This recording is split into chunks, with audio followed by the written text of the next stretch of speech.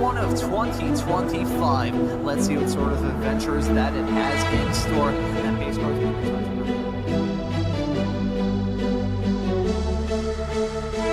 way through the corner. That wasn't the crest doing him dirty. There right off the beginning. It's something you probably want to monopolize on right away, honestly, in a rain race.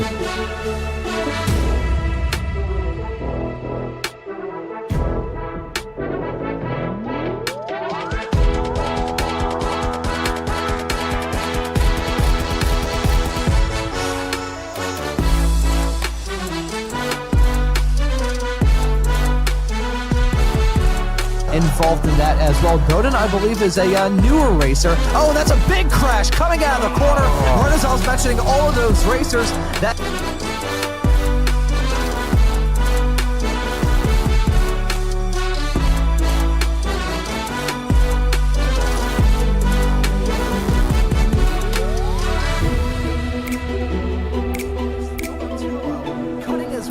We saw him have that off-track moment not terribly long ago, and he has come back from a... Oh my God, that's a big wreck coming out of turn number 4. Multiple cars around. A little bit of contact going to Chris Montgomery as well. I saw that car kind of jerk around a little bit through that corner, but you can see Montgomery maybe got to size up a move on Coliseo, as Coliseo may try and get a move on him.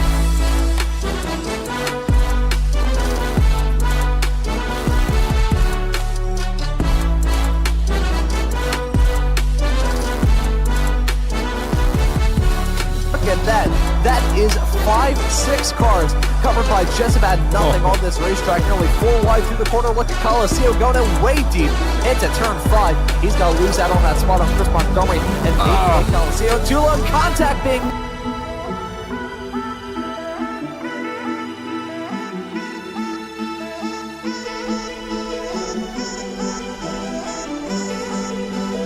Weekly Formula Vee Weekend Warriors crash him up wreckfest at the checkered flag. May God have mercy on both Josh and I's graphics cards because the event dust.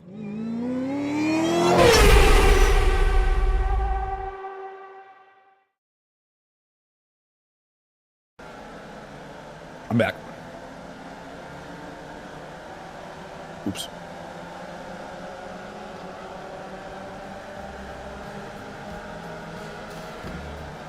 Well, hello and good afternoon, everybody. Welcome back to Slow Motion Broadcasting, and welcome back to the Formula Vee Weekend Warriors. This is round number 9 of the season, coming to you today from Oulton Park. My name is Ron Maunz. Alongside me in the commentary booth is Adam Thompson and Jason Green, and in the virtual production holo, we have Joshua Wilkie. For the second time in the history of the Formula Vee Weekend Warriors, we've got some rain to talk about today. Adam, these drivers haven't had to worry about rain since the New Hampshire round all the way back on January 4th, so it's been a rather long time since then. So as much as it may not be the first rain race in the series history, these drivers are still going to be swimming in questions heading into this race. Oh, my name's not Adam. My name is Josh. Joshua Wilkie. Sorry, my voice can't go that low. No, yes, New Hampshire was a lot of fun. I was actually out on the track for that race, Ron. And I would say that this race is probably going to be a bit easier for them than New Hampshire was. It's a bit more of a bit of a track that drivers might know more than New Hampshire was. A lot of liberties taken at off tracks. Well, they weren't really off tracks, but a lot of liberties taken at New Hampshire. You can't really do that here, especially through these chicanes.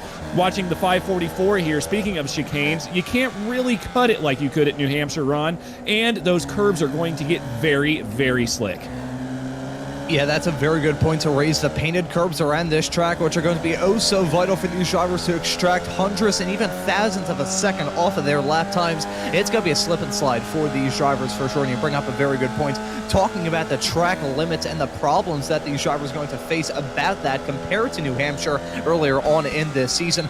I remember being in the Formula Vee Weekend Warriors draft party the Friday night before that race. I remember driving around there, and I was like, man, what are the race control people on iRacing even looking at in terms of the track limits? It's like they're not even looking at the same place. You could go like 5 feet to the inside of one of the curbs around that track and still not pick up a slowdown penalty, but still, these drivers going to use all the asphalt. They'll say, hey, I paid for the track, I may as well use all of the track. But it being a rain race, it's going to be really, really tough. And I want to bring in Jason Green, who's joining us this week in the commentary booth. Jason, no, come on, that's a little bit mean. Jason, you were involved in the battle with yourself and Tortello for the win at the New Hampshire race earlier on this season, if my memory serves me correctly. So I feel like you're probably a voice of reason here in the commentary booth in terms of how it's like driving these Formula V cars in wet weather. Yeah, it's going to be a little different than New Hampshire. It's the track surprisingly has more grip, probably a little more drainage than New Hampshire.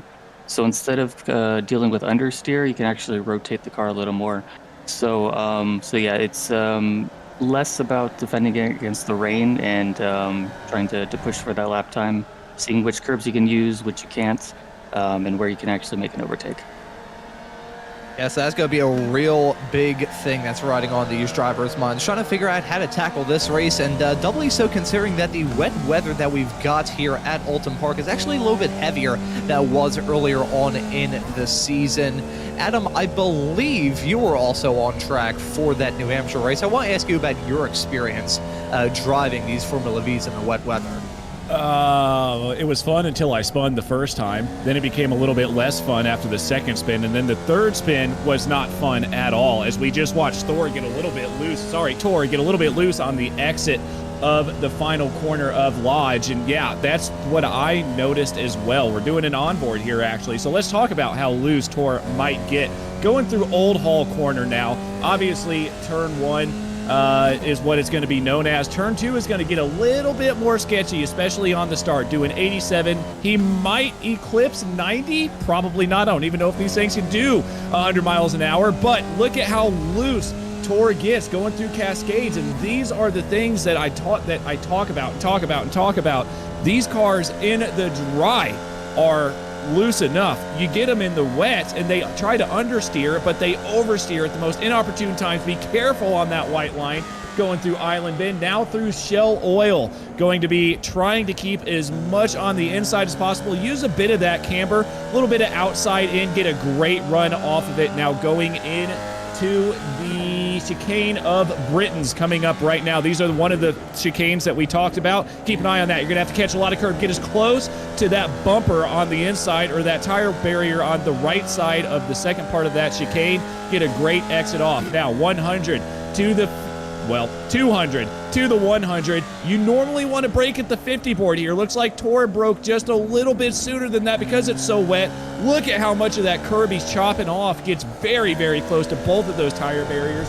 Going through that chicane. And now an off track for Tor, which is not what Tor wants here. But now coming up the hill, you've got two very, very quick right-handers. And it's going to be a very interesting time, especially when it comes to the wet. You actually heard Tor may have actually shifted up there, up into third. Now he's going to take it back down into fourth for the final corner of Lodge. Obviously through Druids there. Now going to come through Lodge. Going, brake. Third gear. Now around the corner, he's shifting, which is weird. You don't really notice that when it comes, gets a little loose on exit too. You don't really notice that though. In the dry, so you can already tell how much more careful these drivers are taking it around here, Jason. Yeah, for sure. This is going to be a couple of problem areas when it comes to overtakes, I think, especially going into turn 4 in Island Bend. Last night in the draft party, the car on the inside, it's almost impossible for them not to run wide. So, yeah, any 2x2 battles going into there could be really sketchy. Now, Jason, a quick question for you here. I was not in that draft party last night, but when it comes to wet line versus dry line here, obviously, all of these cars handle differently depending on the type of car that you're on when it's wet. Do you want to stay on that dry line, or do you want to keep it out in the wet line where the rubber is not? Yeah, with the amount of rain on the track right now, the dry line is still optimal. Okay, that's fair. Well, that's I was going to argue with you there, but I've got nothing to argue with you about. So, Ron, about these Formula Vs, we're about to hop into qualifying here in the next 40 seconds or so. Yeah, that we certainly are. This 1 hour practice session about to be drawn to a conclusion. I gotta say, having a driver and list in the commentary booth, it's a great asset to have. And Jason, we happy to have you in the commentary booth as you have a small little break, shall we say, from the Formula Vee Weekend Warriors series here for this race. But it is kind of funny having a driver analyst here, because usually when it comes to these broadcasts, I just make it seem like I know what I'm talking about, even though I don't really do. In a situation like this, I'll probably have just been making fish noises with the drivers running through the puddles around here. So nice to have a voice of reason, two voices of reason, in fact, here in the commentary booth with you two, getting your experience driving in the Formula V's. I have occasionally shown up in the draft parties on Friday nights. Would want to a little bit more, but my back decided to go out on strike on me a couple of weeks ago, which is oh boy, that's it's kind of sad to say that my back is in as bad of a state as it is on the kind of the fact that I'm 20. But that's what 10 years of kart racing will do to you. My back, it rarely, if ever, works good as a back. In the same way that I often tell my optometrist that my 2 feet would work better as eyes than my 2 eyes work as eyes, my 2 feet would probably work better as a back than my back would work as a back. That's a mouthful. I don't even know. How many more times can you say back in this broadcast? We can run it back and say back a couple more times. Look at you go. Oh, that was good, Ron. But yeah, real quick here in the commentary, or in the chat, we've got Stevie Ray in here. Stevie, hope you're enjoying work. But he did mention, and so did Tam, there is a bit of a different color scheme here on the Formula Vee Weekend Warriors broadcast this afternoon. You can see that normally those would be gray. Now you can see the time up there is red. Obviously, Gary Kittle, who we're watching right now, is blue with the overlay. Guido Marzucchi, a driver turned producer, has come into slow motion broadcasting and helped out Joshua Wilkie a lot. So Guido is a great addition to the slow motion broadcasting team, and thank you so much, Guido, for doing all of this without us asking, obviously without asking for any money. He said he wants to make it easier for himself, but by making it easier for yourself, you're making it easier for everybody else. So Guido, thank you so much. Oh, boy. I am not going to reiterate the quote that Mr. Wilkie just said from the production. I will, oh boy, not touching that one. Let's look at these drivers on the track right now. Gary Kittle heading his way off into the Hislop chicane right towards the mid-sector of this lap. Jason, I'm going to ask you a loaded question, so trial by firing squad here in the commentary booth. Which of the backstretch chicanes is the biggest pain in the ass in your view? I think the second one, and usually it's the first, but the braking is so tricky in the rain because you're braking on the dry line when it's wet. So it's super easy to lock up. As I'm watching Thor almost spinning it on his outlap here. So yeah, definitely the second chicane. Yeah, second. Oh, sorry, Adam. Actually, Ron, I just saw your message in Discord. Jason, would you like to give us analysis of a flying lap here? Because I feel like you might do a little better job of it than I do. On board here with Dan Stasinski. That's a great person to ride on board with. Yeah, I mean, you did a pretty good job the first time, but coming out of the final corner, getting the power down early, getting it good as exit as possible, heading down the front straight to cross the start-finish line, going into turn 1. Need to brake slightly, slow down slightly more than you do in the dry. Barely miss that inside curb, and you can run it wide onto the outside curb, which he doesn't do. But it's surprisingly stable in the wet. Going into turns 2 and 3 now. Again, kind of want to use the rain to slide the car and rotate the car a little bit. Get as good as exit as possible. The super long straight, and this is going into Island Bend here. It could be very tricky to overtake, even though it's so tempting because you get such a big draft run going into that corner.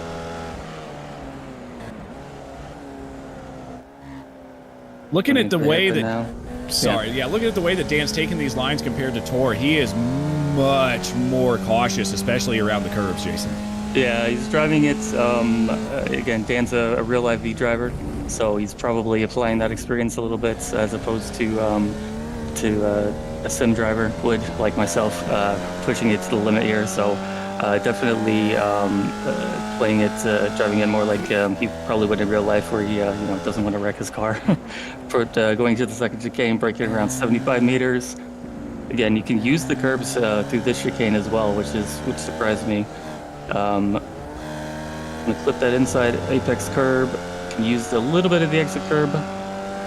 Get a good run going up the hill and into Druids, where there was 2 schools of thought: either leave it in 4th or run around the outside in the wet line, or downshift to 3rd and just use the normal dry line. Looks like he uses the 3rd option. It's a little puddle here that'll push you wide, which he manages to avoid. It's a good run down into the last corner, breaking somewhere between that arrow and the marshal post, down into 3rd, barely missing the apex curb on the power as early as possible, and that's a lap around Oulton Park International. So I'm going to take it back to what Ron asked you a little bit earlier, Jason, about that second chicane being a bit more difficult than the first. Honestly, I found it. I was in the dry. I just did a Formula Vee official race before I hopped in here. But that first chicane seemed a bit more difficult. I feel like if you're going to get one wrong, that's probably going to be the one you get wrong. It just seems a bit tighter.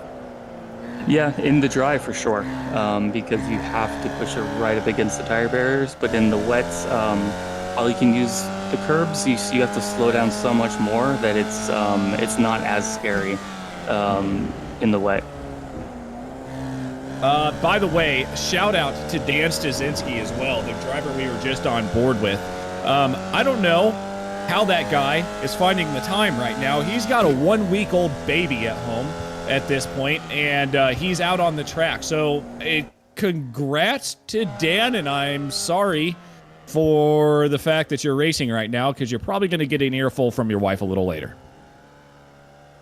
I am not really sure what else I can add to that conversation, so I'm going to leave it be. But credit where credit's due to Dan appearing in this race, and hoping to have a good one here at Oulton Park. This qualifying session already with 6.5 minutes on the board. Tortolo currently your fastest qualifier in that number 1 car at 2:10.527. Andrew Love, the Spec 2 driver, currently lined up on that front row. Never mind, though, the newcomer to the Formula Vee Weekend Warriors world with only 1 race in his back pocket, James Matthew Sheldon, going to be putting it on the pole. Well done to him.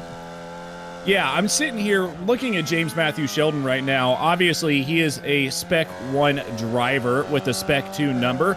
But yeah, James Sheldon is absolutely flying right now. Going to be taking it to Tor. And I know he's been around for, a couple weeks now, Jason, and he has been a thorn in you and Tor's side from what I've seen in the past few races. Yeah, I think he's only ever done 1 other race. I'm trying to remember what race that was. But yeah, he is super quick. And I believe it may have been Okayama. I'm thinking now. I believe it may have been Okayama that James Matthew Sheldon made his debut in the series, and I believe, if my memory serves me correctly as well, he was dealing with some pretty bad computer issues during that, so that took him out of contention then. But he's a pretty fast driver, despite the fact he's got a Spec 2 number, Jason. He's got a Spec 1 I rating at 4,000, so he is very fast. But as it stands currently, Chris Doden, 1,000th of a second in front of him. Our graphics are marking that as a tie, but look at that, Jason. Holy cow. Chris Dowden, Spec 2. That is brilliant. Raced other leagues with Chris. I think it was an F4 league as well, and he was super strong in that, so I'm not surprised that he's got pace here. Doden. Unbelievable. Is it Doden or Dowden? Oh, here we go. Never mind. I'm not going to get in an argument on the stream about how to pronounce names, because that will never end well for all 3 of us Americans, Ron. But let's talk about Dowden or Doden in P1 right now. Obviously, lap times are starting to come down, which is impressive. Does tire heat have anything to do with that, do you think? Ooh, that is a very good question that you're asking right now. I think I may need to deflect this one off to Jason, but I will make a quick point about Doden. He already has a victory thus far this season, that coming at Donington Park a few weeks ago in the Spec 2 category. So Chris Doden certainly proving himself to be fast in this series, but I'm going to have to deflect that tire heat related question off to you, Jason, I feel. Yeah, so actually I found as the tires heat up more in the rain, the car actually gets slower because it loses a little bit of the rotation and understeers a lot more. So depending on setup, of course, that could influence it. But usually in the rain, the first lap will be the fastest. Yeah, so looking at Doden here, he has put in, I believe, yeah, he is now on his second lap, about to complete a second lap. So that was his first lap that he put down. So again, very quick. So you wonder how many of these drivers are coming into the pits. They only get 4 laps as well. So I don't quite know if it would be good to, complete 1 lap, come in, burn another lap to complete a third fast lap to actually try to get, with fresh tires, to actually try to get out there and set the fastest lap. But as of right now, Chris Doden impressively on the pole with James Sheldon in second, Tortolo back there in third, and a driver we haven't talked about yet, Ron Jorgmani sitting in fourth. Yeah, Jorgmani has been a brilliant driver thus far this season, and not just the Formula V's, not just the Formula Fords, but the Spec Racer Fords as well. He's been brilliant thus far in the Weekend Warriors for Season 1 of 2025. In the Formula Fords, he's just about sealed the Masters Championship with a handful of races left to go, including a win as a Masters driver overall 1 week ago at Okayama. Mani has been brilliantly and at times frustratingly quick for some of his competitors, and certainly proving that same case here at Oulton. Currently qualified in P4 in that 925 Masters car, and he's not terribly far off of some of his competition either. If he can shave off 0.4 of a second off his lap time, Adam, he'll be golden and try and beat Doden for that pole. Cam had a very good point as well before we get to Jorgmani, who we might be able to see set a faster lap time here. Josh, if we could get some splits at the bottom, that'd be great. But, yeah, Tam said we've got 2 S1 drivers in the top 5. Count them, 2. 1 Master, 2 S2 drivers in the top 5. That is crazy.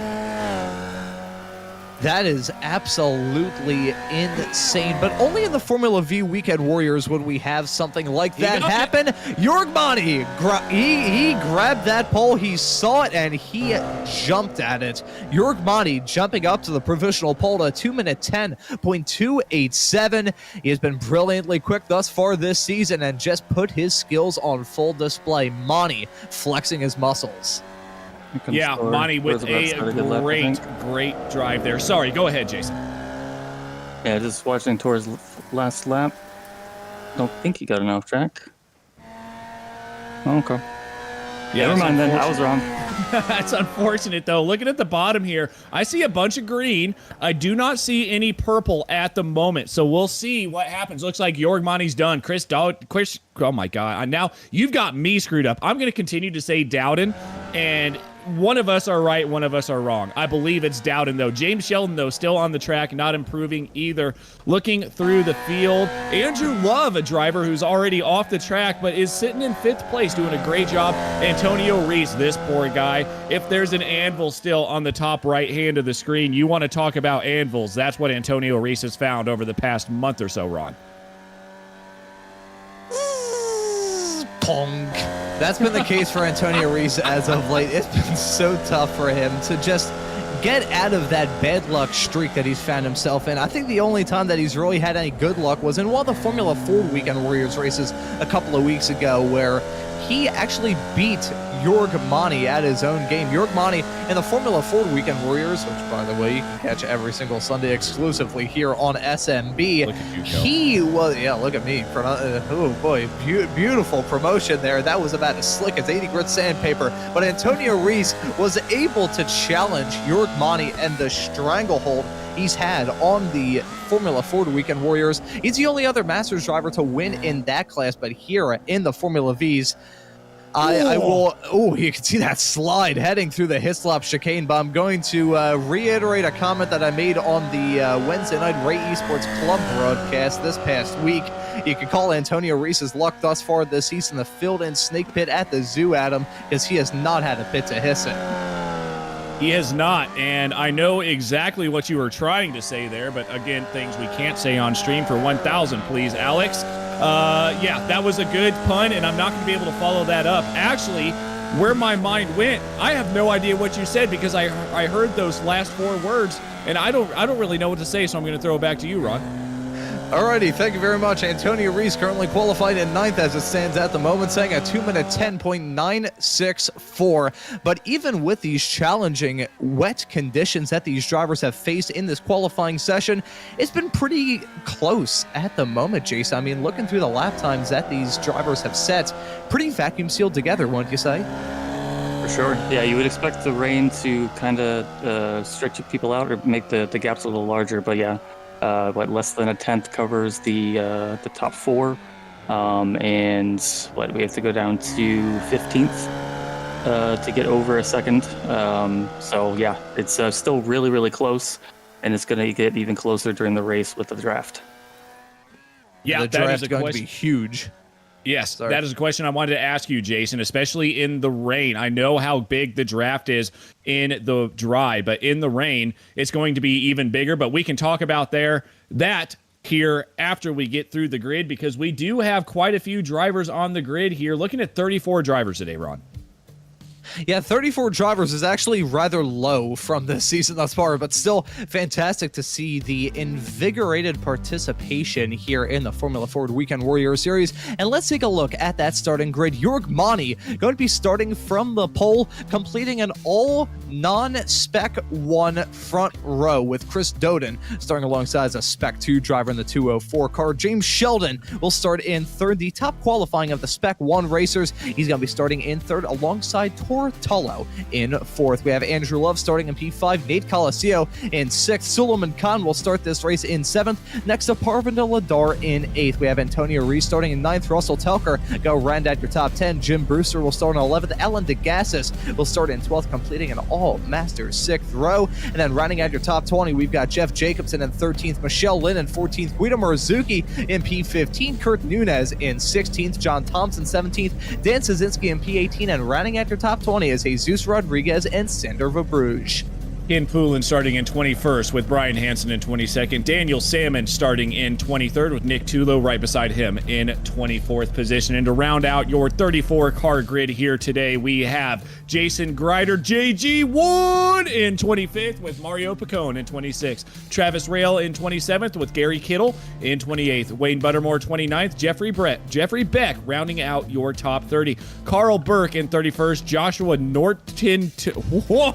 Joshua in 32nd, Scott Brailer in 33rd, and David Thompson in 34th. Now, I think we mentioned a driver here that I want to go to before we go green. And Joshua, if we could go to Russ Telker. Russ Telker starting right now in 9th position. There's been something I've been meaning to do for him for a long time, and we finally got a paint for Russ Telker. So, if you guys want to bask in the glory of that brand new paint for Russ Telker, yeah, it's looking good. Ron, we're going green here, but real quick, Jason, about the draft in the rain. Is it as strong as it is in the dry? For sure. It's just really a lot more sketchy because obviously the spray. So the visibility is super impaired, and it may bait you into going for a move that you probably shouldn't. Absolutely. All right, Ron, I'm going to give it back to you for the green flag, buddy.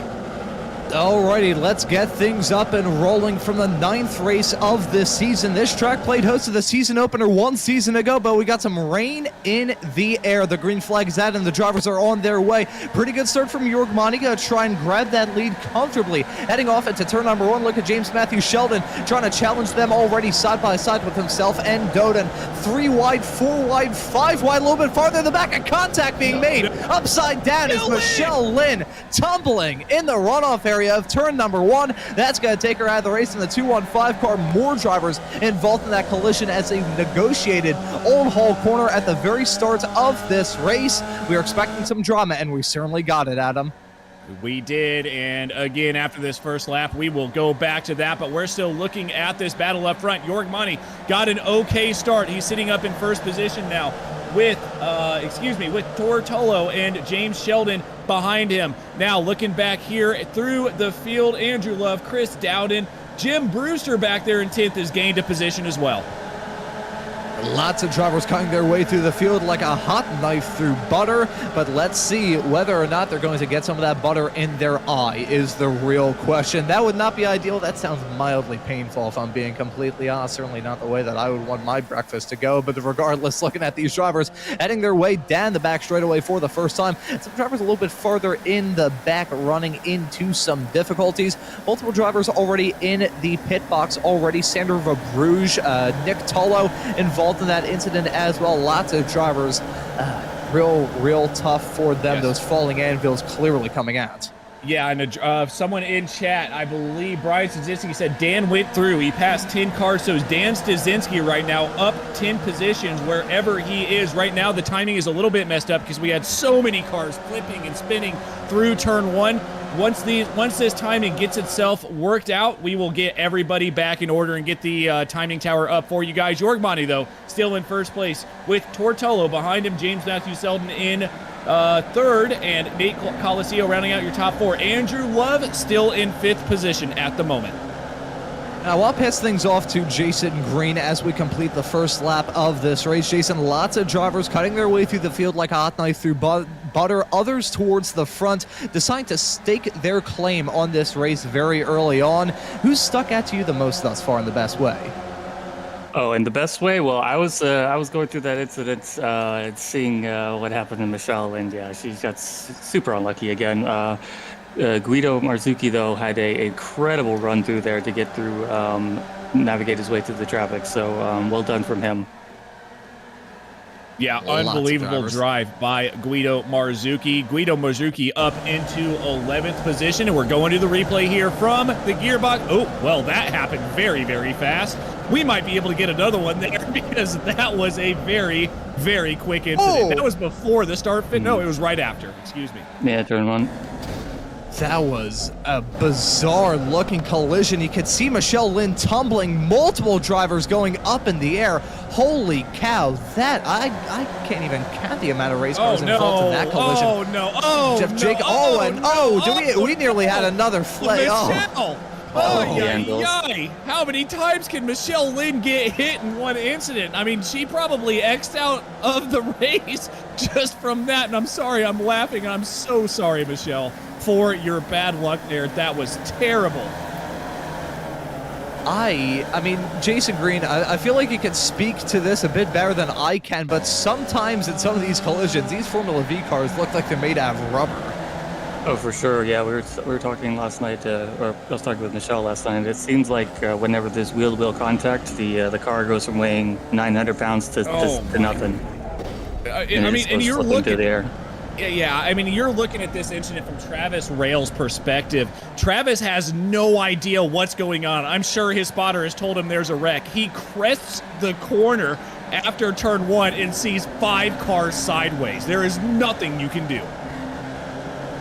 In terms of having a situation where you feel completely SOL, for lack of a better term, that's pretty high up there in the top 10 or top 5. You just see a minefield of Formula V race cars strewn across the track. Looked like the field was blown apart, but I will say, Adam, I have gotten a chance to refresh some of my paint schemes. This scheme on Russell Telker's 260 car is looking slick. Oh, yeah. Russ Telker said bright-ass orange and bright-ass green. Russ, you got bright-ass orange and bright-ass green, my man. So, yeah, sitting in 9th position right now, actually, up 1. Russ is doing a great job. And look, he's sitting in P2 right now in Spec 2.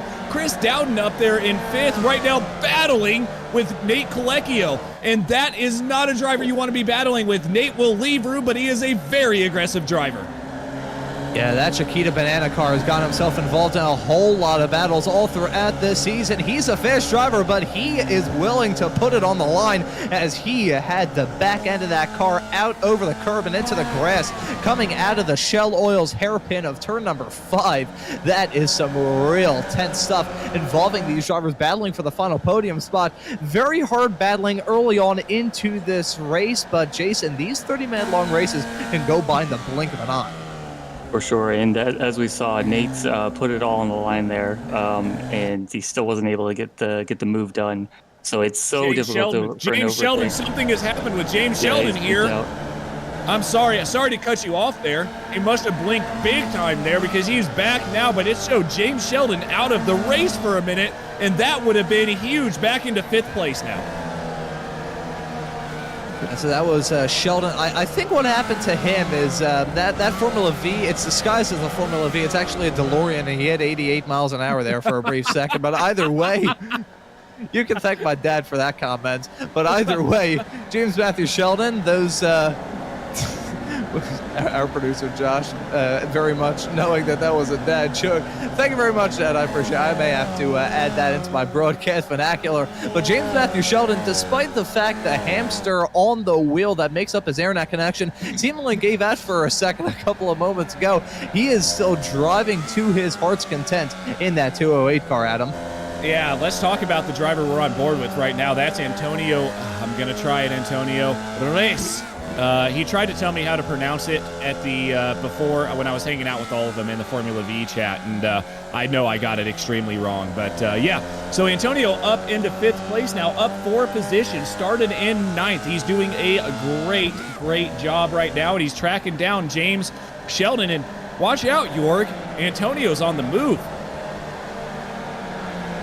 Look at that. These drivers certainly risking it for the biscuit early on into this race. Tullo up to the race lead. Jorg Slud in P2. Nate Coliseo running at your podium in 3rd as it stands at the present moment. But Jason, still early doors into this race. So how much do you think we should really be reading into the performance we've seen thus far?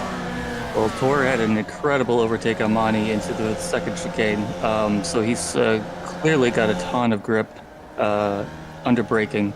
But yeah, and Nate is trying to make a charge after getting past James when he blinked out. So he's also showing some pace. So the top 3 are flying up there. We're going to take a look at a replay to see this pass from Tortullo for the race lead, heading down the back straightaway into the Hislop chicane. And let's see, it looks like rather textbook stuff from Tor, and he gets it done. It looks textbook, Jason, but in conditions like this, any move like that, it's so sketchy.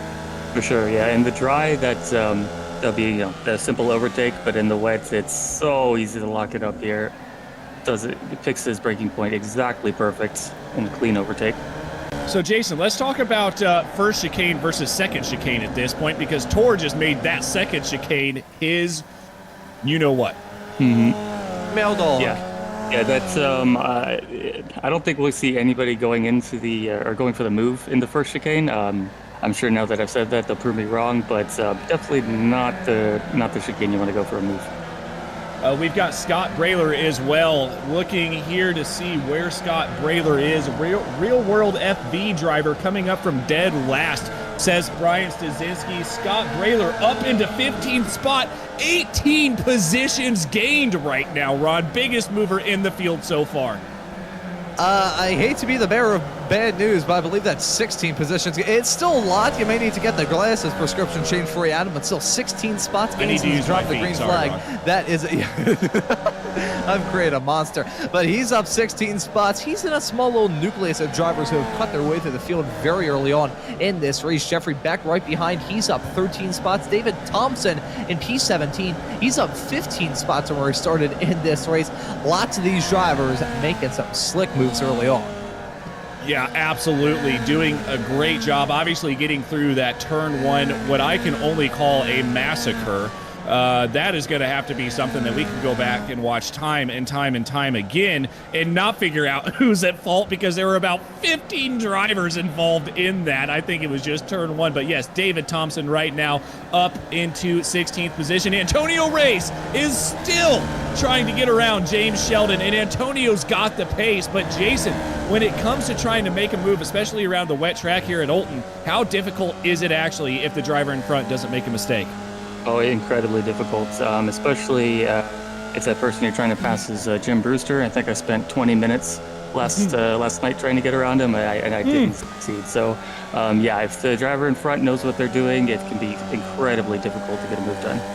Yeah, I mean, obviously up here in the top 5. Oh, Looks like he's gonna go for a move around the outside. Now this could get a little bit sketchy. Be careful, Antonio. Antonio thought better of it by backing out because that could have been a very, very easy way for James Sheldon to wash out, especially in the wet. But down the front straight now, Ron. Here comes Antonio. Is he gonna be able to get a wheel to the inside? No.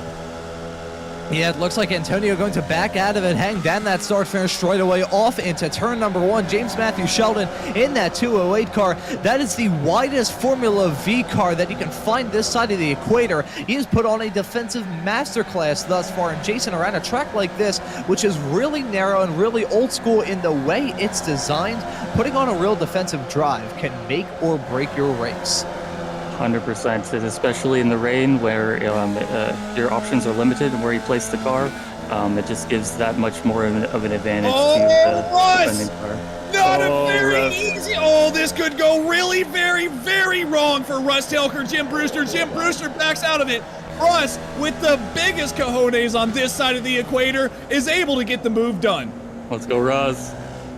That was a dive in the 260 car. He made it stick, though, heading through Island Bend of turn number 4.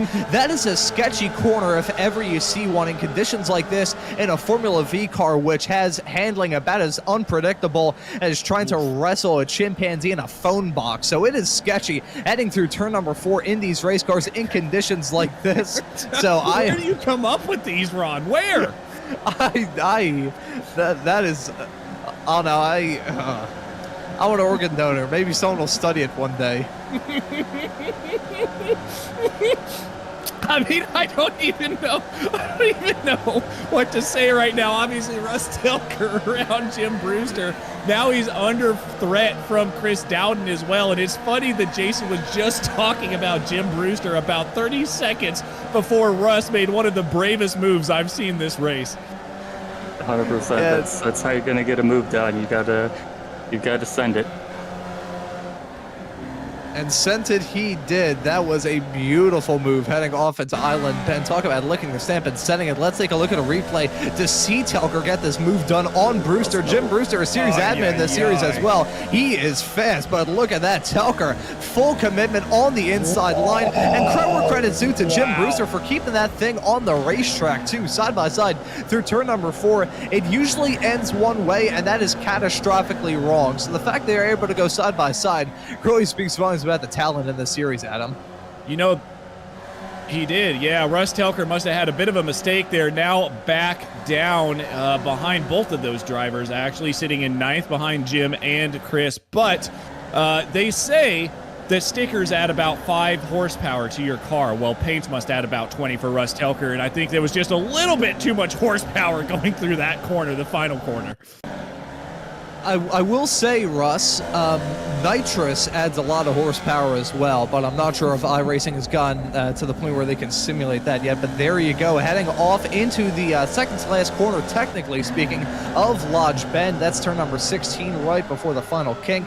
That corner is oh so tough, Jason. You got a downhill braking zone, a real tough corner, and the track falls away from you as you go through it. Turn 16, probably one of the hardest corners around this racetrack. For sure, and it's one of those corners that makes you think you can brake later and later and later until you brake slightly too late, and then you end up off the track and possibly into the wall. So that looks like what happened to Russ. He was just a little too amped up, thought he could brake a little later than was possible, and just went slightly wide. So how much of that, Jason, comes with the fact that you've got a big old straightaway after that corner? I mean, you've got to try to find a way to carry as much momentum around that corner as possible, and then you can't. And then also it falls away from you as well. How much do these cars deal with undulation, track elevation changes? A little better than some other cars, just due to the underpowered nature of them. But in the rain, it's the sketchiness of it is amplified. Look out for sure. Chris Dowden going for a move down to the inside of Jim Brewster. Jim Brewster leaves him room, but does not leave him the position. Side by side, here comes Russ Telker now. Russ Telker going to get back involved in this battle. Oh, and look at that. He's trying to go for it around the outside into turn number 1. That is not going to go well for Telker, but side by side with Brewster and Doden hang through turn number 1. You can see Brewster running off into the lattice on the outside of turn number 1. That's going to not result in a loss of time and not even a slowdown. I think I will say something as well about iRacing. Slowdowns in the rain are usually the best time to get a slowdown because you don't have to lose out a lot of time to serve it. But here we go, side by side, heading down the lakeside straightaway into turn number 4. Let's see if lightning is going to strike twice for these racers. Look at that, Chris Doden getting that move done on Jim Brewster. That was done with a bit more authority than the Telker move earlier on, but that's still sketchy nevertheless, Jason. Yeah, Jason, I think Jim backed out of it a little more that time, just seeing what happened last time. So smart move from Jim, lives to fight another day.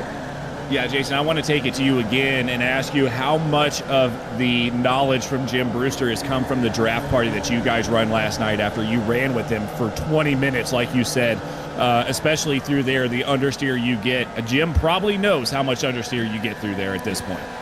100%. And I don't know, I feel like Jim is already, even when we get to the Friday night draft parties, he's already a master of knowing where to place his car when battling. He's one of the drivers that I struggle the most in overtaking because he's just, he's so good at getting the right amount of speed to the corner and getting on throttle before you can.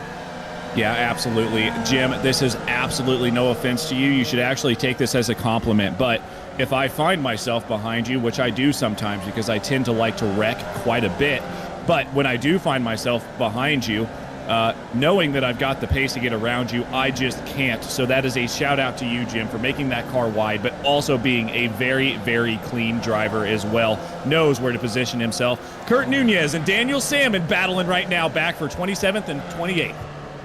I have a feeling with the amount of side-by-side racing we're seeing hang off into turn number 4 that something's going to break eventually. I don't have a good feeling about this. Salmon keeping it mid-track. Kurt Nunez, very close contact being made. Coming out of turn number 4. It didn't result in them going off the track, but it sure could have done. Salmon taking the real aggressive defensive line, hang off down that back straightaway into turn number 4.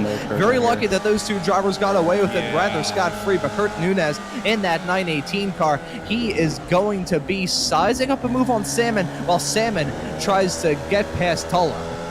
Yeah, let's keep an eye on this battle for half a second because I don't think this is going to end well at all. I know Daniel Salmon, and I know how aggressive he is, so he is not going to be taking any liberties on track. Well, he will take a lot of liberties on track limits. Daniel Salmon does get by Nick Tullo. Now it looks like Nunez was trying to get around Nick Tullo as well, but Nunez thought better of it and hung out behind Nick Tullo. But now Daniel Salmon is in the front of this trade. Watch where Daniel places his car. He sits right in the middle of the track, going on these corner entries when somebody gets close, which is a great spot to position your car for defense until it's wet. Yeah, it's kind of that double-edged sword, and you see packs like this form in these Formula Vee Weekend Warriors races, race after race, week after week. Jason, you've been involved in packs like this all throughout this season, so I want to ask you, is contact being made between Kurt Nunez and Mario Pacone? That's heading into turn number 16. That's going to take Pacone out of it. Kurt Nunez maybe with a little bit of damage. Actually, that was not Pacone. That, I think, not entirely sure who that was. Maybe Chris Montgomery. Yep. But either way, yeah, he was already involved in an incident earlier on, I believe. So I think he was about a lap down that, or there's some sort of chicanery going on with our graphics. Either way, though, Montgomery having a pretty sizable whack to the back of Nunez's car. But getting back to the point I was going to mention a couple of moments ago, Jason, you found yourself involved in these pack battles in Formula Vee races in the past. So I want to ask you about what the philosophy is when you find yourself in a battle like that. Yeah, and so yeah, that was Ken Poulin. He's got the same exact livery as Chris Montgomery. I make the mistake all the time as well. But yeah, it's you don't want to be in the middle of those packs. Is usually how you want to treat it. Oh, Russ. That's Russ and Guido. Russ and Guido. Oh my God, I'm so sorry, but this is so awesome to see these battles. Russ is leaving it all out there, and Russ Telker, Jason, not one to really make aggressive moves like he's making right now. Watch this move on Guido Marzucchi. Holy cow, that was some close quarter stuff heading off into turn number 1 a couple of moments ago. Adam, oh man, I'm pretty sure your microphone nearly got sent off into the 5th dimension with how loud you're shouting into there. Yeah, I mean, I can't necessarily blame you, but just don't break out the Vaseline while we're on the air. Looking at that, that was a slick move from Telker. No, Telker is making moves that Jason, I think, can attest to. You don't normally see Telker make. Telker is very, very confident right now, Jason, in the rain. For sure, yeah. He was really, really quick last night. He started second in the draft party right behind me. So he's, look who's in front of him. Look who's out of gas. Is that? Wait a minute. Left down. No. Okay, that was not Dowden. Okay, I'm sorry. There was another purple car there, but yes, Dowden. Sorry, Jason. I'm gonna let you talk. But now, Dowden is only one position ahead of Russ Telker. Russ Telker, if he can gain 5 seconds in 10 minutes, 9 minutes now, he can get there. He can get the S2 win. But yes, sorry, back to Russ Telker and how confident he was last night. Yeah, so he knows he has the pace. He just needs to keep doing what he's doing, because that was an amazing overtake from him. And going back to Ron's question earlier, usually you want to be either in the very front of a pack or the very rear of the pack. Those are the two safest places to be. Guido. Oh, here comes Guido again. Oh, this is a move. Russ going to leave him room to the outside. Russ goes a little bit wide. That's okay. Everything's okay. Side by side now, but look out, because here comes Jesus, a driver we haven't talked about yet. Jesus Rodriguez involved in this battle as well. Going to the outside now into turn 1, Ron. Jesus Rodriguez has got some gasoline in his veins off the back of a win at Lebanon 1 week ago, and he's trying to make hay while the sun is shining. Got a move done around the outside, heading off through turn number 1. I did not make that joke. You went there, Adam. I did not. Side-by-side racing with Telker and Marzuki heading down the hill into turn number 3. Looks like Telker going to get that move done. They also got some lap traffic to contend with as well. That, I believe, is Wayne Buttermore. That's going to affect this battle a little bit, heading down that back straightaway off into Island Bend of turn number 4. This is sketchy. These drivers looking to deal with that lap traffic as best as they possibly can around this tight, twisty, close quarters racetrack. Haven't had to worry about the lap traffic too much, but in the final 7 minutes of this race, it's still going to affect some battles, Adam. Papa Maunz in the chat again. I mean, I can see where you get all of your puns from, by the way, Ron. That's all I can tell you. But yes, it explains the brain damage. Well, the brain damage explains it. Well, he said he put bumpers around all the tables, but it doesn't sound like he did. He might be trying to, like, you know, make up for, hey, Ron, we actually did put bumpers around the table, but I don't know if we actually did. But anyways, back to the race. Tortello in first position. Jorg Monty in second right now. Tor, Jason, has found his way around. We've had so many battles throughout the field. We haven't really watched this. Tor has found his way around Jorg and checking out now. Yeah, it looks like Monty made one single mistake going through Island Bend, and that's how he lost Tor's draft. But after that, they're pretty much doing identical lap times. So yeah, Tor needs to keep plugging away, keep running perfect laps, and he should be able to hold it off. But one mistake and Monty's gonna be right on his bumper. Yeah, absolutely. We'll see how all of that goes. Right now, 1.9 seconds separates Tortello and Jorg Monty. Nate Colecchio sitting in third. James Sheldon fourth. Antonio Reese right now involved in a battle, or is that a lap car? No, that's a battle with Suleiman Khan. Oh, and there we go, side-by-side racing between the two of those two racers, battling for the final spot in the top 5 as it stands at the moment. Antonio Reese currently the second of the Masters racers, but never mind that. Look at that. Holy cow, from Jesus Rodriguez sweeping around the outside, heading through turn number 1 as we see Guido Marzuki trying to get a move done on Telker. They're going to be side-by-side into turn number 3. It looks like Telker going to get that move done. I'm sorry, but I am a Russ Telker fanboy right now. He is being so aggressive, and it's working. He tried to make that move on Jesus Rodriguez. It did not work, but he's sticking his nose in everywhere he can. And Jason, I want you to talk about this right now with Russ Telker. He's being aggressive, but he's also being safe. He's not making ridiculous moves, but he is putting his nose in everywhere he can. Yeah, for sure. It's just, it seems like whoever's the front two at the front of this pack, whenever they battle, the third place in the pack gets a run and goes, tries to send it around P2. So yeah, this just keeps repeating over and over, and it's an incredible battle to watch. Oh, Suleiman Khan, Antonio Reis, and Suleiman Khan. My God, this is going crazy right now. We've got 5 minutes left in this race, and normally, Ron, I know you broadcast a lot of races. Things kind of spread out towards the end. Not here in the Weekend Warriors. This is getting ridiculous now.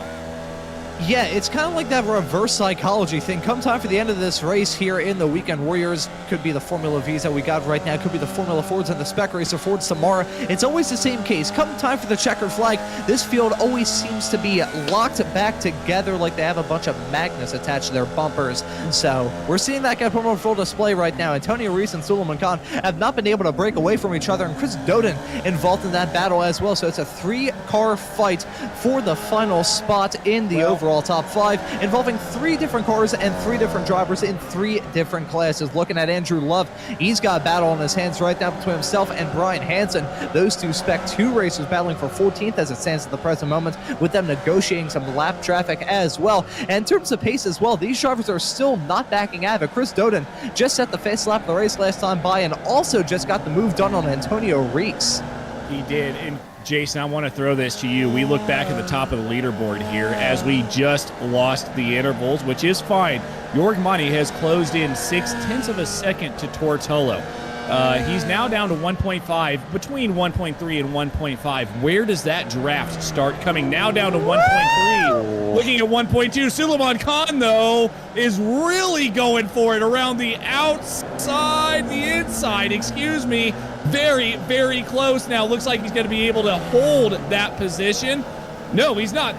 I don't even know who I'm looking at. Am I looking at Suleiman? I am. Chris Dowden in front of them. But yes, Jason, back to the lead pack real quick. Now down to 1.3. This has come down 0.7 of a second, Jason.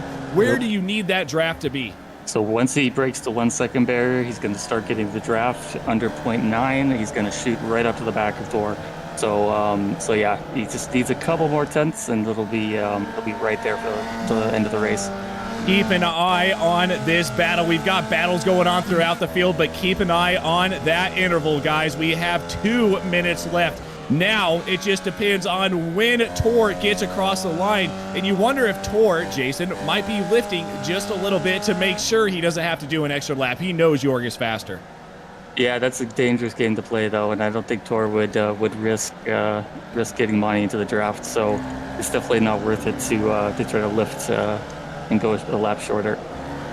It's definitely safe in the bag, though, with the white flag coming out this time by on the count of the fact these drivers have been consistently setting 2-minute 10+ second lap times. That white flag is in the air. Only one more lap of racing action here from the Formula Vee Weekend Warriors at Oulton Park, and it's going to be a heads-up fight for the final podium spot between Nate Coliseo and James Sheldon. We got the fight involving Chris Doden, Suleiman Khan, and Antonio Reis. Those 3 racers, one a Spec 1 driver, another a Spec 2, another a Masters racers. Right here again. And here we go. There's another battle that we've been keeping tabs on all throughout this race. Russell Telker in that brand newly painted scheme in that 260 car. He's been battling tooth and nail all throughout this race. That new paint scheme adding 50 horsepower, which in a Formula V, that is quite a lot of a boost to get. But now here we go side by side with Suleiman Khan and Chris Doden heading down into turn number 4 for the last time in this race. The sun's peeking at, and Doden going to peek in front of Suleiman Khan. That was a slick move around the outside there, Adam. Yeah, Doden is there right now, but it doesn't look like he's going to be there for long, because here comes Antonio Reis. This is going to get very interesting going into chicane number 2, also called Hislops. And I'm going to give it off to Jason. I want to see how he can commentate a live action battle here. Yes, this is their last, one of the last chances they'll have. Chris is defending the inside. Going to make Suleiman go around the outside. Oh, that doesn't quite cover it off. Ooh, here we go. Both drivers leave enough room. Oh, contact being made. That is big contact. Suleiman Khan spinning around. Chris Doden bumping him off the track a teeny tiny bit. That's now going to create a 2-car heads-up fight between Reis and Doden. Antonio Reis has a run coming out of turn number 12 up the hill through Clay Hill. He's got a couple more corners left into Druids right about now. There's a third to last corner around this lap. Antonio Reis wheeling it on the inside line of Doden. This is going to be a drag race between these two coming right to the line. Tortolo has won this race at the front of the field. There we go for Tolo, the driver of the number 1 car, going to be finishing P1 as a Spec 1 racer. See what I did there? 3-1 in the span of 1 shot. But here we go. Antonio Reese got that move done on Doden, but still going to be a drag race between these two. Reese sideways coming out of Lodge Bend. Doden trying to get that run, but it's not going to be enough. Antonio Reese, the Masters man, going to hold on to that final top 5 spots. Wow, Suleiman Khan coming home 7th with Jesus Rodriguez in 8th. Russ Telker in 9th position. Sorry, in 10th. Guido Marzuki in 9th with Parvinder Ladar coming home in 11th. There's the admin. Jimbo Brewster coming home in 12th. And Jason, looking at the rest of these drivers, you're not out there to show them where to go have fun at. So where are they going to go have fun? Yeah, there's a jump on the exit of turn 3. There's a big berm separating the track when it doubles back on itself. So that's where they'll go for some jumps. Yeah, we will look at that here. Jeff Jacobson, we just saw Jeff. I'm going to be running with him tomorrow morning in the Daytona 500 race. Comes home in 17th. Alan DeGase is coming home in 18th. And now we're looking at the rest of the drivers crossing the grid. It's crazy. Actually, there is a battle. John Toms, Xander Verbruge back there, 6/10 of a second. Doesn't really look like there's going to be anything that materializes from that. I don't think John's going to have enough time to get to Xander. Coming through the final corner, unless Xander goes a little bit wide, we're about to find out. John Toms is there.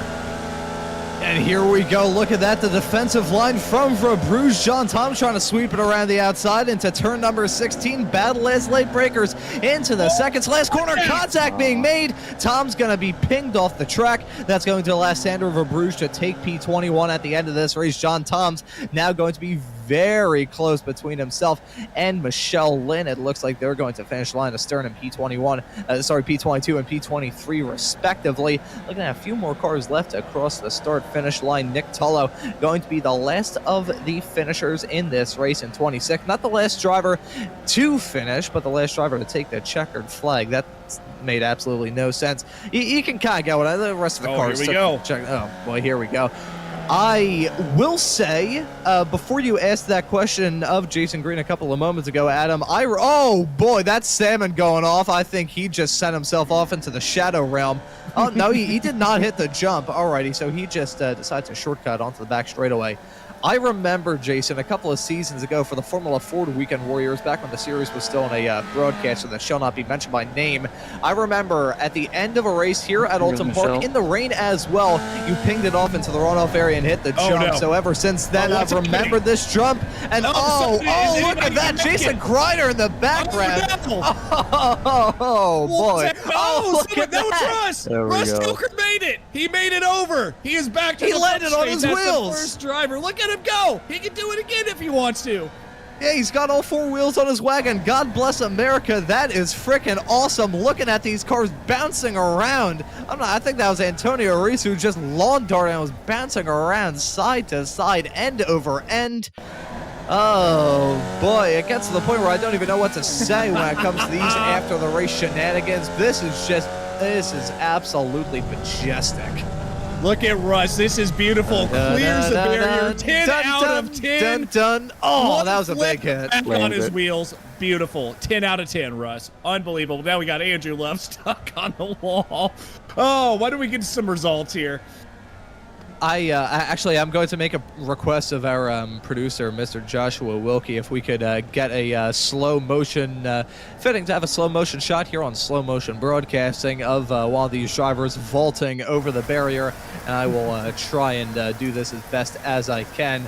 Okay, I was thinking that this was like reverse shot for a second. I was going to start speaking backwards. Oh, here we go. Okay, trying to flip Wayne over. Yeah, they're trying to flip that. Was that Wayne Butterworth that they were trying to flip back on his wheels? So that's. I need you guys to understand nice camaraderie. Something.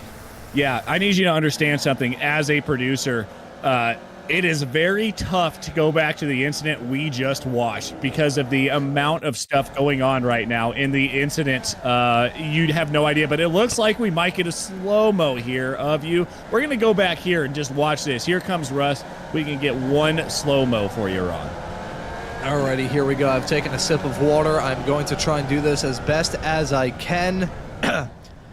Dun dun dun dun dun dun dun dun dun dun dun dun dun dun dun dun dun dun dun dun. I'm gonna bail out on that. Let's take a look at the results.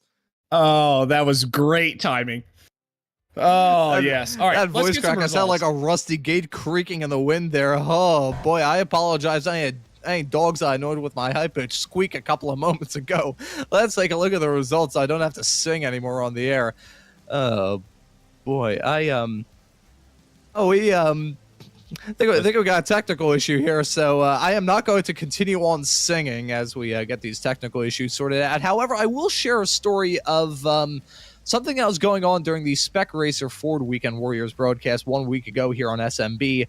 I was doing a broadcast over on iRacing for the Make-A-Wish Drive for Wishes charity iRacing event, and made a joke at some point on the air because there was a donation goal in which you could get drivers to sing live on the air with us in the commentary booth. And I made a joke at some point that I was very happy that there wasn't a goal of making us sing in the commentary booth because I had practiced singing that morning and ended up cracking my mirror.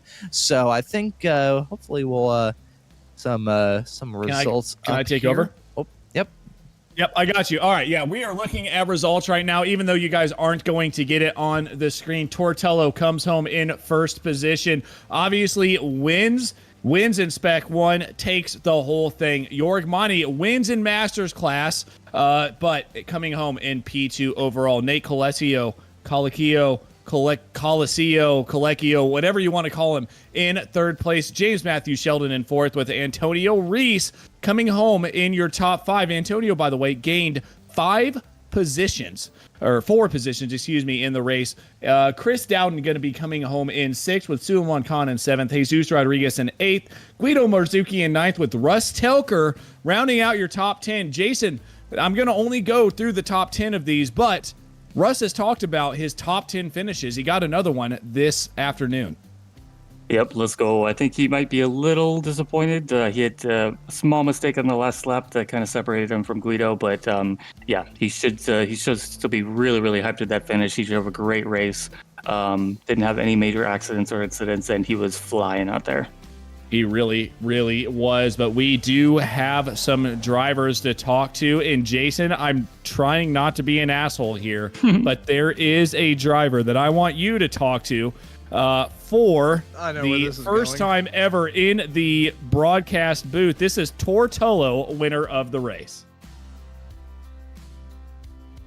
Hello. Let's go, Tor. Welcome to the interview booth. Yeah, it was a great drive out there. Great little battle with Mani. How did you find the conditions? Well, it was I didn't really seem to be able to extract the pace that I had in practice in the race, and it was really confusing. But Jorg was just right on me for a really, really good portion of it, and it was such a shame that he had that little oopsie moment in the bank corner, because it would have been a great race right until the end. But yeah, it was great fun just trying to keep the gap level and just trying to get it to the end. We looked at when you overtook him into the second chicane, and on paper it looks like a textbook overtake, but in the rain it's so easy to get that braking wrong. How on edge was that from in the car? It was more Jorg being nice than my skill. Yeah, he just I just was talking to him. He didn't want to have any incident with me since I'm in the fight for the championship, and yeah, it was just him being nice, not and not any skill from me. Okay, then that's it looked maybe I was just struggling on the brakes there, but yeah, it looked like it required a lot more skill than that to keep it on the track.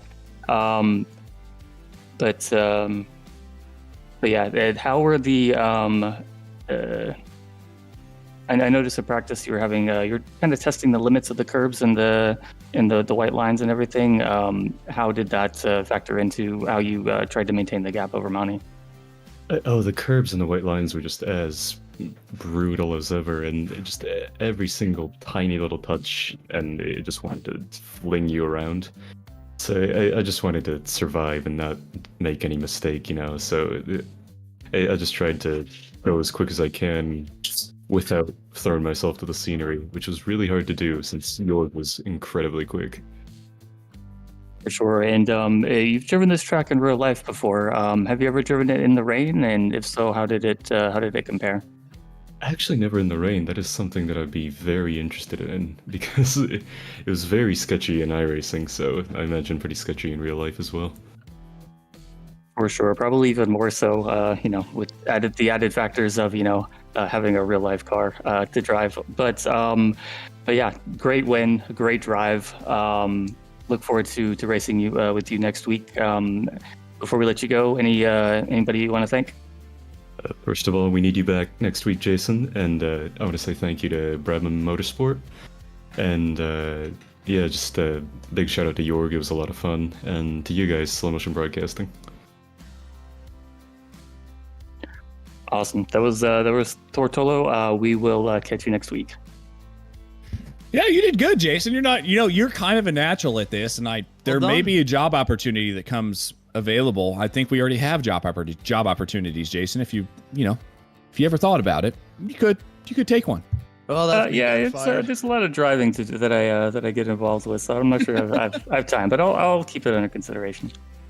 Ron, I'm going to drag in another driver here, our P2 finisher, someone that is always a blast in the interview waiting channel, and I cannot wait to hear what Jorg has to say about this race, because before I give him to you, Ron, Jorg, I hung out in the Formula Vee waiting room for about 15 minutes, and you were like, oh, I need a setup. Oh, I'm not very good in the rain, blah, blah, blah. And here you are in second place, Jorg.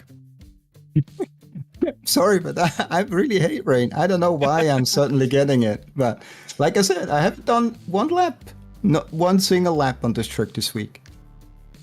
Apparently you didn't need to, Jorg, because you finished in second place. I'm going to give you over to Ron. Man, that first question had a backhand to it. Jorg Monty, welcome into the commentary booth. What a warm welcome he gave you there. But Jorg, you mentioned a good point. You're not usually a fan of rain racing, but despite that, you seem to be very good at it. You won the Formula Ford race at Okayama 1 week ago, and you did pretty damn good here at Oulton Park today. So is it a love-hate relationship with you in the rain? Because the rain seems to love you, while you seem to absolutely despise it with a burning passion. I think it's a love-hate, yeah. I don't know, I just simply don't like rain. I mean, I don't like rain in reality as well, so maybe it comes from there. But I don't know. Since I just keep my act together and just drive, okay, do it safely, don't push it, since then it works. I'm just trying to survive, that's all I want to do. I mean, hey, it worked out pretty well for you regardless, battling tooth and nail with yourself and Tortolo all throughout that race. I want to ask you about the dynamics of battling around a track like this. You know, usually when we see races at Oulton Park, it's a bit more of a defensive game, but with the wet weather as well. I want to ask you as to whether or not it makes it a bit easier to be able to pounce on your opponents. In the rain weather? No, it's actually not easier, I believe. I mean, I saw Torque coming up to me on the second chicane, and I thought, no, I'm not going to push it now, because if I push it, then I need to brake later than him, and that might be risky for taking us both out. So I left him a little bit room and thought, okay, I'm trying to keep up with him and try to another attack on another lap. But it didn't come that way, because I had a little ooey moment, and... A what? An ooey moment. Oh, that's funny. Sorry. That's, I can't say it again that my heart went back to my trousers, you know? I mean, you can... I'm not sure what the exact dynamics are, but I'm pretty sure you can get away with saying that you crapped your pants on the air. I said the F word so many times. I don't say that F word anymore. Did you see the Silverstone Spec Racer Ford broadcast a couple of weeks ago? I do that too, so don't worry. I know. I got that one. Sis Boomba described the sound made when a sheep explodes. Alrighty, Jörg Monty, thank you very much for joining us here on the commentary booth. I want to ask you before we let you go and before we let you give your thanks to chats at next time out, we're going to be running at Summit Point. So going from an old school UK track to an old school American one, what are your thoughts heading there? Remembering not really good ones, but it can happen, everything.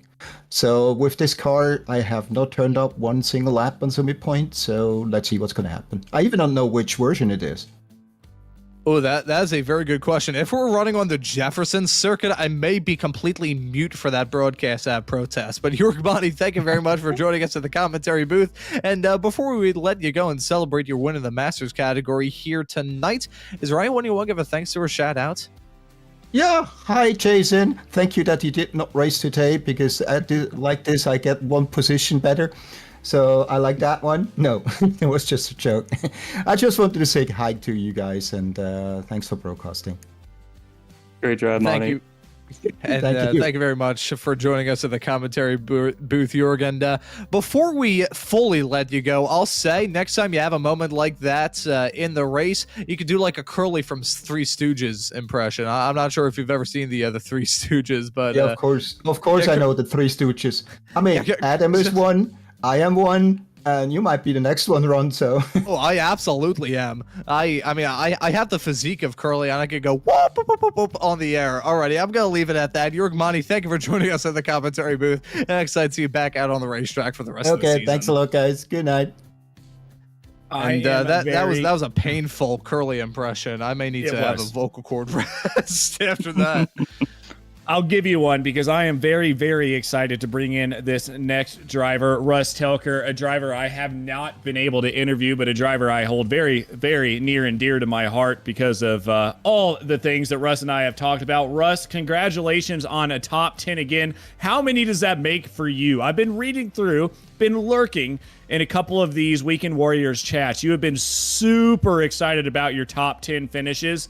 You got another one tonight. Uh-oh. Russ? Oh. Yeah. Oh, Russ is muting and unmuting. He's trying here. I can see that he's trying to talk.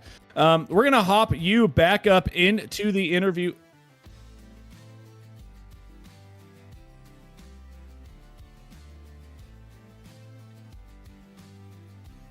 Yep. Yeah, we can hang out for just a second. Russ is closing Discord and stuff, but driver that I really wanted to talk to for quite a while now, we haven't had the chance to. Jason, I mean, I know I saw your little emoji reaction. This is a driver that we really do want to talk to and need to talk to because this guy has been very, very consistent this season. 100%, yeah, and he's had a lot of unlucky races, a lot of anvils, but this season it's starting to kind of seems like it's clicking for him. He's finding the pace, and the past couple races, or even most of the races this season, he's found a way to avoid the anvils as well.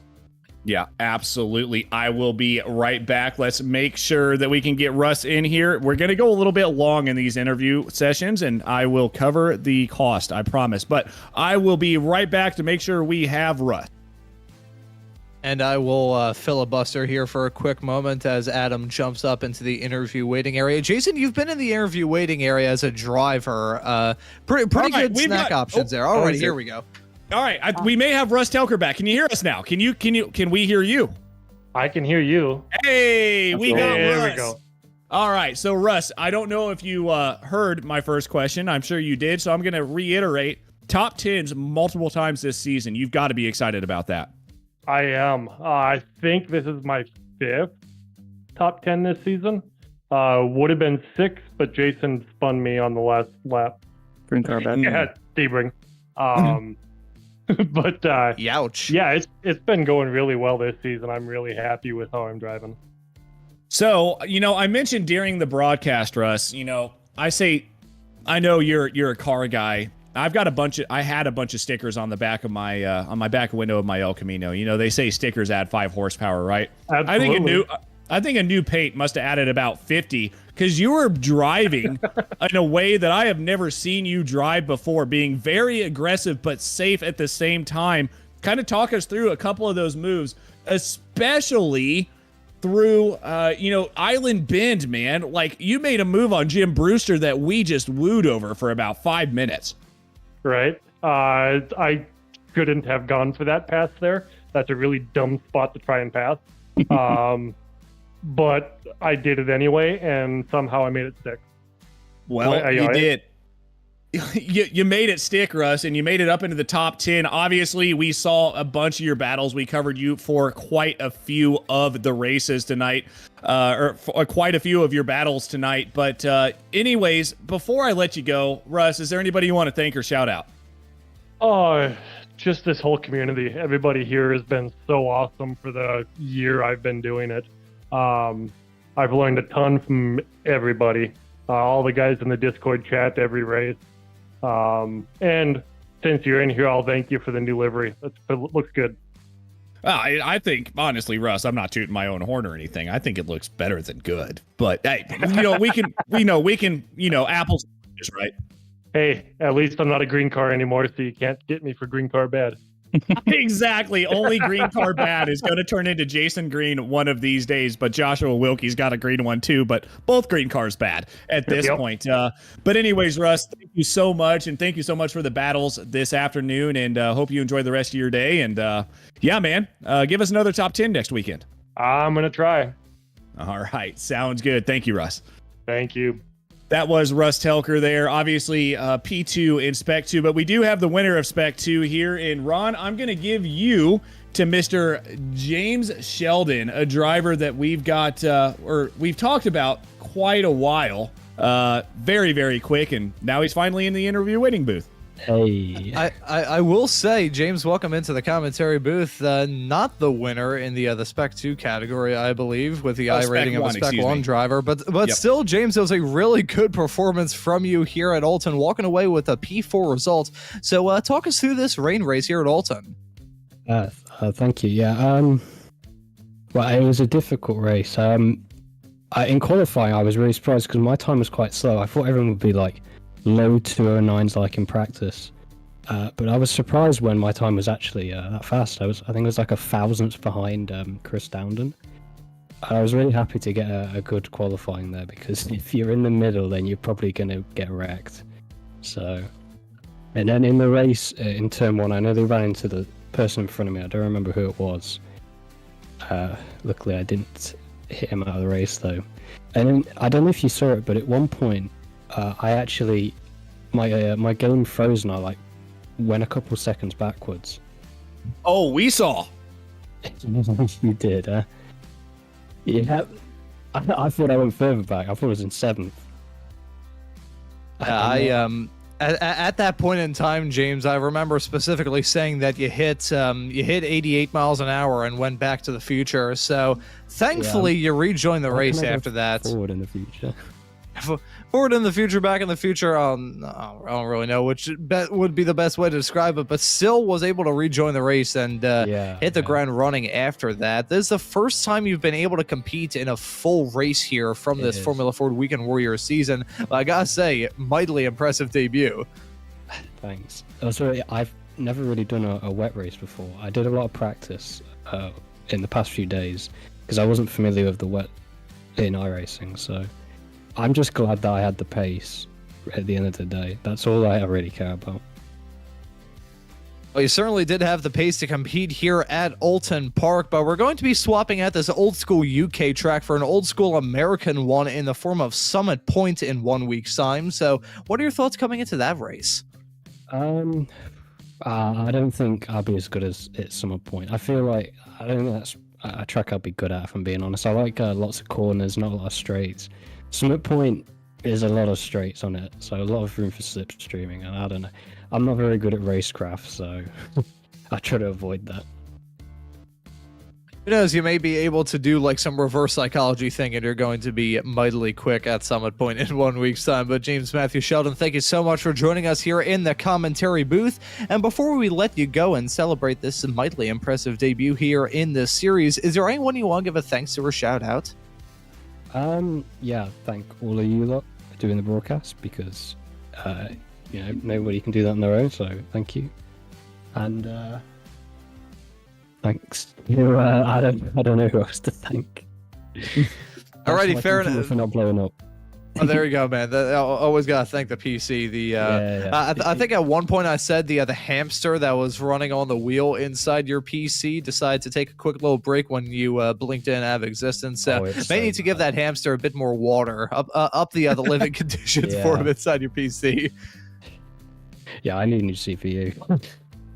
Honestly, compare your PC to mine. My PC is, oh boy. Anyways, James Matthew Sheldon, thank you so much for joining us in the commentary booth, and well done on the fantastic result here at Oulton today. Thank you very much. And that right there was James Sheldon, your P4 finisher when everything is said and done. And Adam, we got one more man up there in the interview waiting area, and considering he is the series admin, I feel like it'd be a little bit rude if we let him go. It would be, and I'm going to have to refer this to Joshua Wilkie to make sure it's okay. Okay, here we go. Mr. Jim Brewster. Jim, you finished 12th today. You were a little bit behind, but I actually want to give you to Jason here because Jason said he battled you for 20 minutes last night through Island Bend, could not find a way around you, and I said this in the broadcast as well. Jim, it annoys me when I'm behind you, but it's also a testament to your racecraft and where you know to put the car. So congrats on your P12 today. Obviously, I think P3, right, in Masters, so you still did a pretty good job on the podium.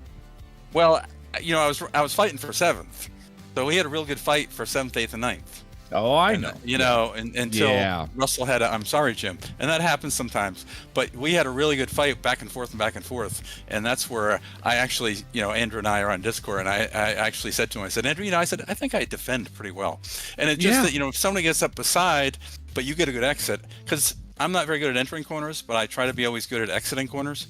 So, sometimes you can get back past, but anyway, we had a lot of fun up there, and it's too bad the party ended early. But, hey, all things considered, this is moderate rain, not light rain. As you see, I think it was a pretty racy track, especially once the tires got heated up. I think last night everybody had fun. I hope today everybody had fun. I think everybody had.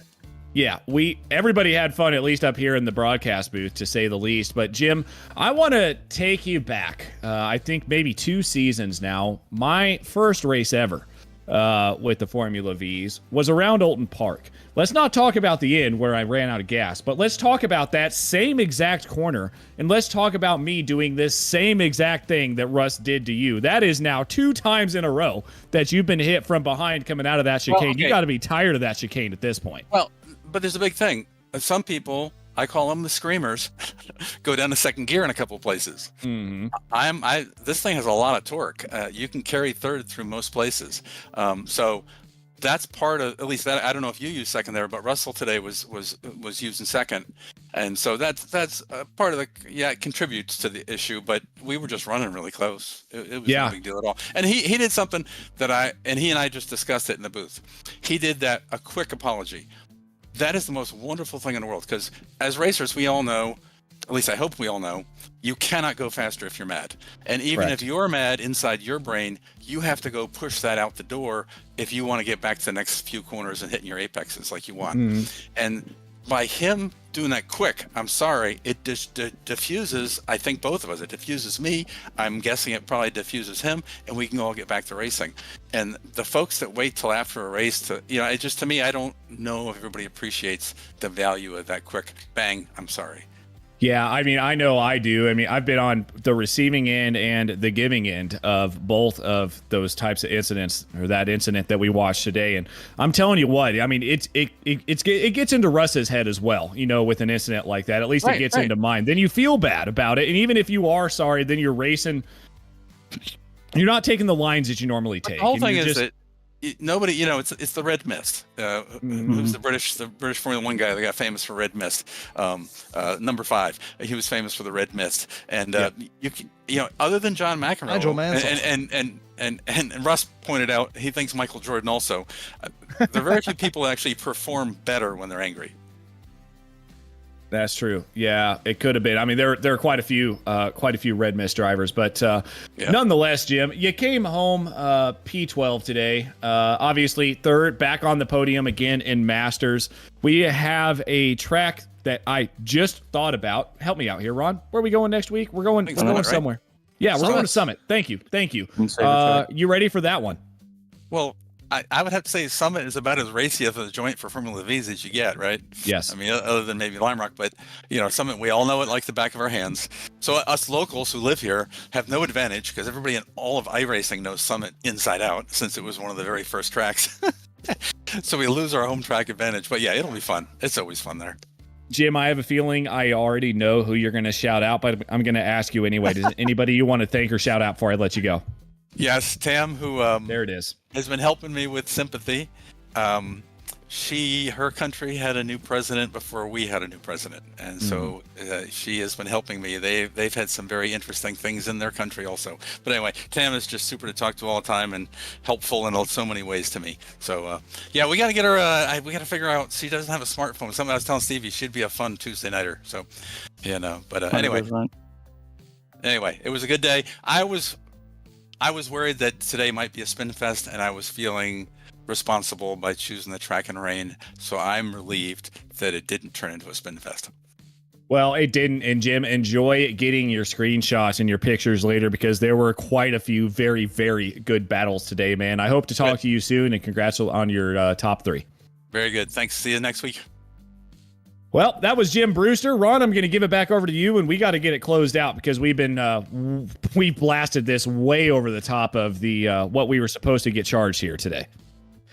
Yeah, I think we are running a little bit low on time, so I think I'm just going to give the preview of Summit Point myself on the kind of the fact the gentleman who will be joining me in the commentary booth is working the cameras in the virtual production hauler and otherwise engaged at the present moment. Summit Point, as Jim said a couple of moments ago, it is a classic track for these Formula V's. In fact, I believe the very first Formula V Weekend Warriors broadcast here on SMB was at a race at Summit Point. I believe it was Megan Overstreet who ended up winning that. That's a name we haven't heard in the Weekend Warriors world in a while. Fingers crossed we'll be able to see Megan back on track in the not too far off future. But that's just one thing to look forward to between now and then here on SMB, because we got a lot on Tuesday nights at 9:10 p.m. Eastern Standard Time. You can catch the action for the American Muscle Series, those old Mustangs running around some of iRacing's best tracks. That's got to be some fun on Tuesday night. On Wild Card Wednesdays here on SMB, we've got the action from the Ray Esports Club Racing League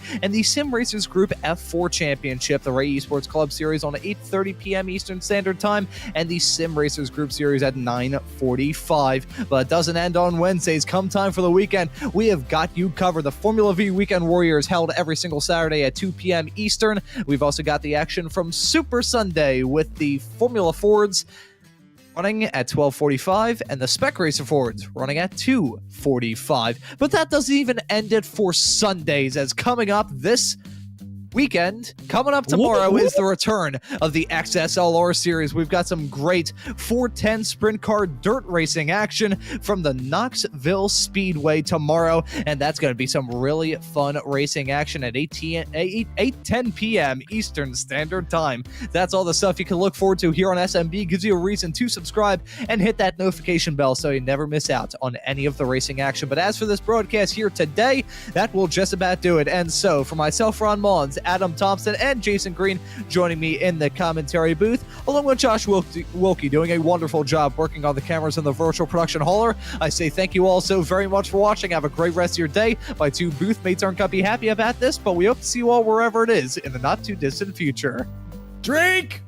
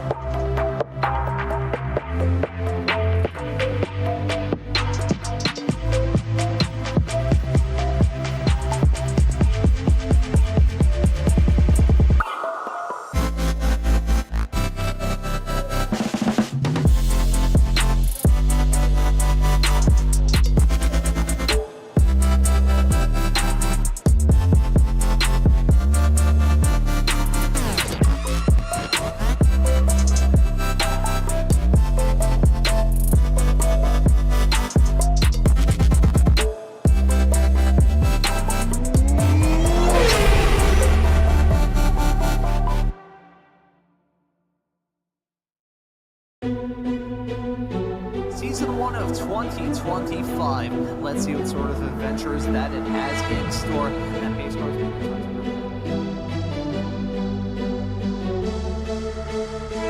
way through the corner. That wasn't the crest doing him dirty.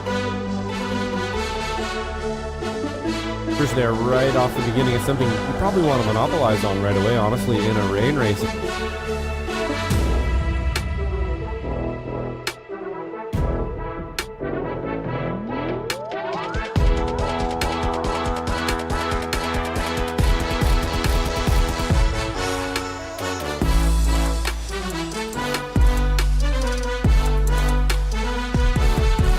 Involved in that as well. Godin, I believe, is a newer racer. Oh, that's a big crash coming out of the corner. Right as I was mentioning all of those racers, that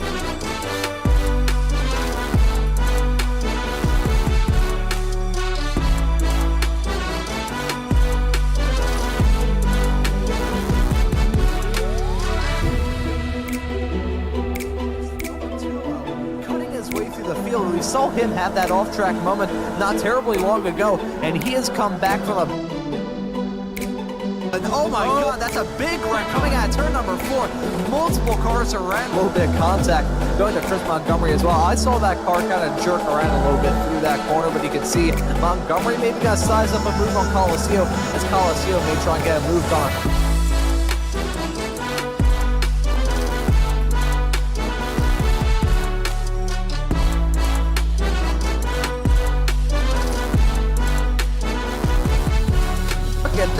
That is 5-6 cars covered by just about nothing on this racetrack. Nearly 4 wide through the corner. Look at Colacio going in way deep into turn 5. He's going to lose out on that spot on Chris Montgomery and Colacio. Too long contact being...